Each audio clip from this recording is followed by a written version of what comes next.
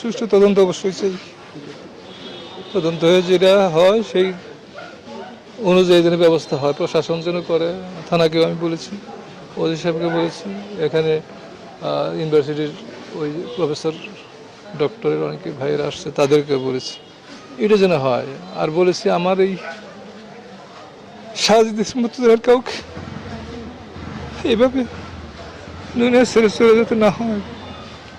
দেখুন আমার 2 দিন আগে হয়েছে, 2-3 দিন আগে, গতকাল আমি পাই না, বিকালে মনে হয় ওই না, তার আগে আমি ও ফর্ম ফিল আপ করবে তো, ও 3rd ইয়ার ফাইনালের ছাত্র, ওর টাকাটা পাঠাইতে সময় ও আমার কাছে রিং করছিল, এই আর কি। এই যে কথা হয়েছে তারপর আমি কথা বলতে পারিনি।